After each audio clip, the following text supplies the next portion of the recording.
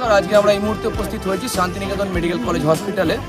আজ এই Santiniketan medical college hospital থেকেই শুভ যাত্রা করতে চলেছে শান্তিনিকেতন ই-হাট।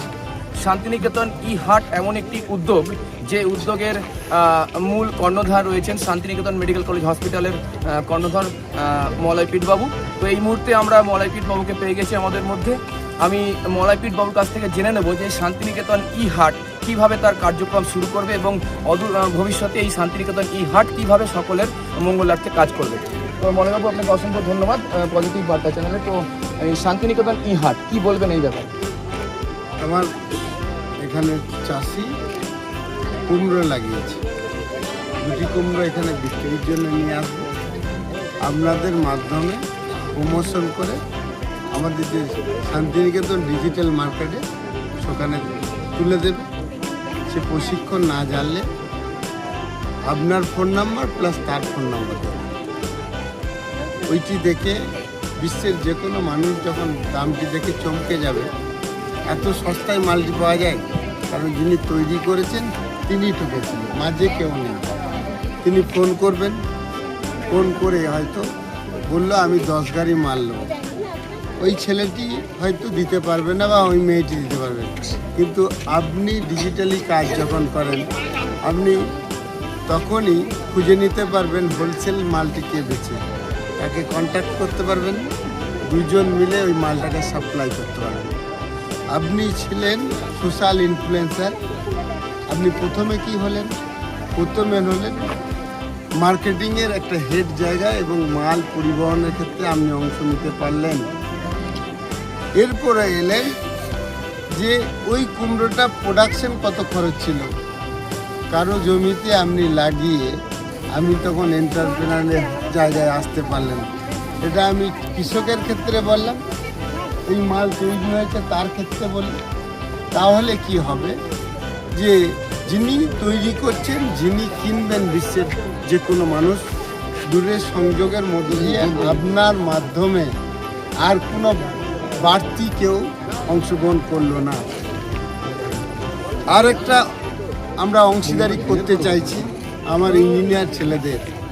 ধরুন এই দুলটি তৈরি হয়েছে, জাপানের একটি মেয়ে এই ধরনের দুল পরে কিন্তু তাদের পেটে না লাগে।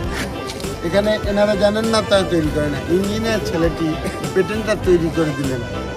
আপনি ইঞ্জিনিয়ার ছেলেরা সে মিলে জাপানের মালটাকে বিক্রি করতে পারবেন।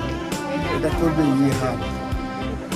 আমার 750 ছেলে মেয়ে ডাক্তারিতে ভর্তি হয়েছে, যথেষ্ট পয়সা খরচ করে ওরা পড়ে। ওরা নিজেদের প্রমোশনের জন্য 10-15 হাজার টাকা বছরে ব্যয় করলো।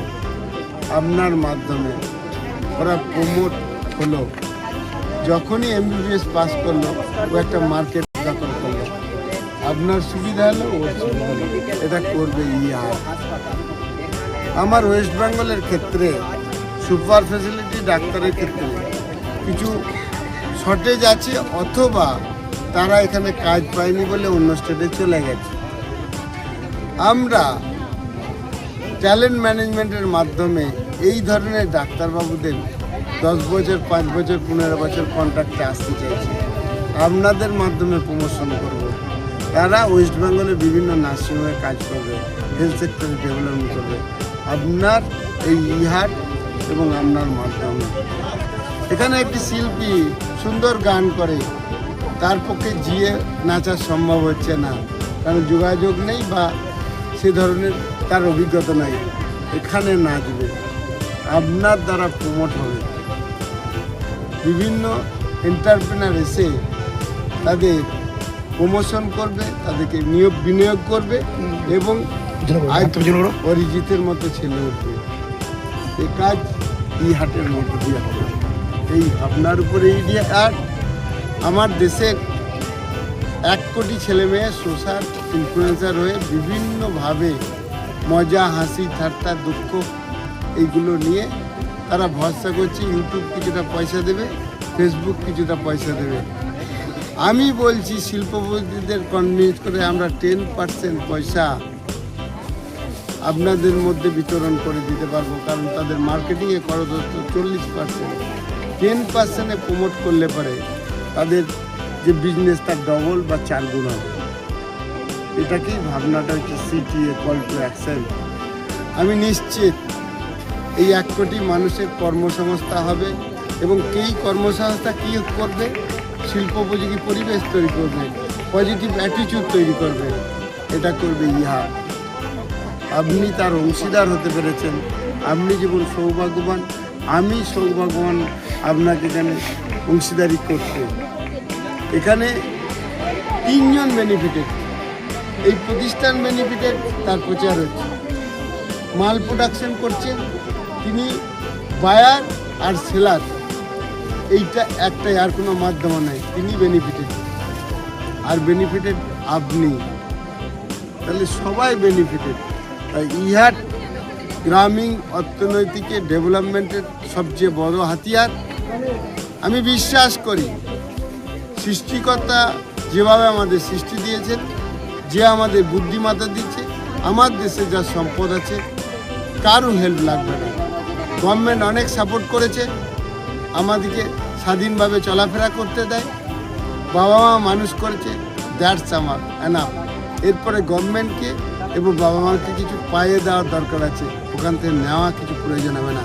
তাই আমাকে এই দিল না ওই দিল না না বলে আত্মসমালোচনা করি, আমার সব কিছু থাকতেও আমি পারলাম না কেন, এই হাটে যুক্ত হই, সব কিছু পেয়ে যাব। নমস্কার।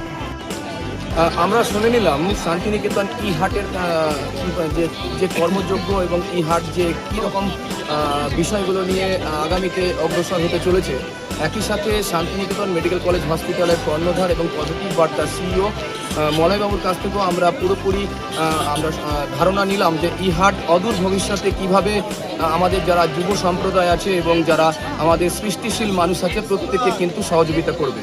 তো এই ই হাট যে শুধু অদূর ভবিষ্যতে যে একটি বিশেষ স্থানাধিকার লাভ করতে চলেছে, এই বিষয়ে একদম নিশ্চিত আমরা সকলেই।